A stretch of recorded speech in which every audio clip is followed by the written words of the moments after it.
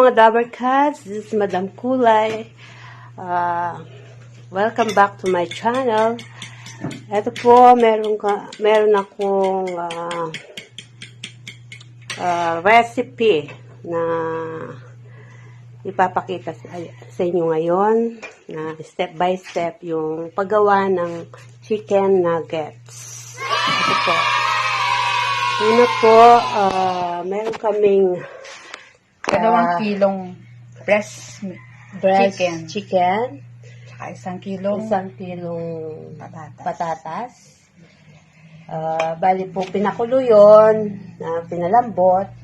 Yung dalawa yun, ni-smash na yung potato.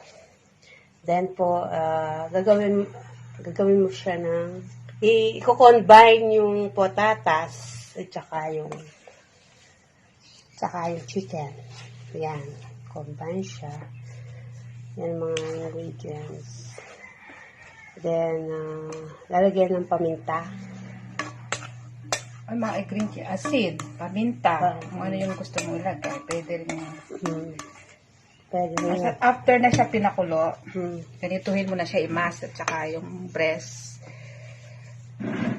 Halo-halo lang, mga Dabber Cats. Yan po. Lagyan ng scrambled egg para maging siya, pwede mong i-mold into oblong. Oblong ba yun? Hindi. Kahit anong shape, pwede naman siya. Pwede naman.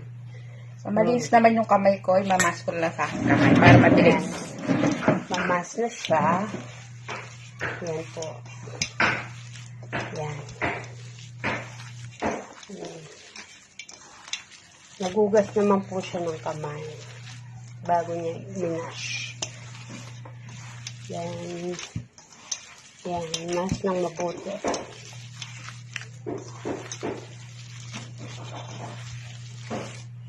Yan po.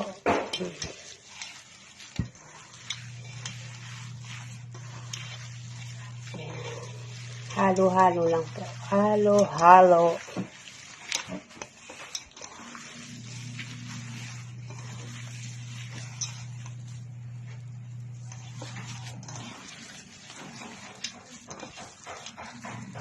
Yan, halo-halo lang mga Dabber Cats hanggang sa pwede mo siyang i-mold.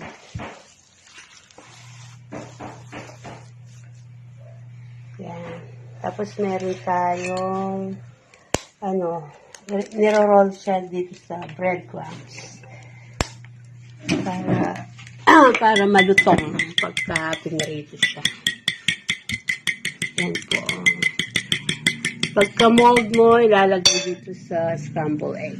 Yan. Sa itlog. Para dumikit siya.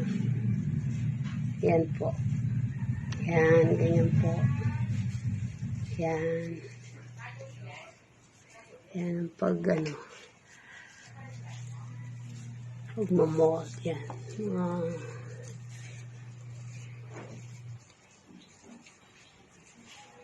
Ilang pieces ang pwedeng gawain sa 2 kilo? Kita natin pagkatapos ng gawa. Siguro nasa After na lang. 60 to 70 pieces lang. Wow, ayan po. Pwedeng gawing business. Yan po. Bale, actually, bebenta namin ito. Titingnan namin kung may kita siya. At matikman ng mga Dabber Cats kung anong homemade na chicken nuggets. Ayan po. Yan, ganyan po. Yan, roll lang siyang ganyan, tapos roll din sa breadcrumbs. Yan po. Yan, ganyan. Yan, lagay mo lang sa lalagyan. Pag natapos na po lahat yan, lalagay sa freezer. Yan. Ganyan po ito na po yung finished product. Yan. Yan, Dabarkads, nakita nyo po kung paano yung paggawa ng nuggets. Yan. Napakasimple lang po. Mga magulang na kamukha ko, yan, pwede nyo gawin. Yan po. Ito, first, second, third. Ito ng finished product. Yan na po, Dabarkads. So, yan po, mga Dabarkads. Pinakita ko po kung paano gawin yung chicken nuggets.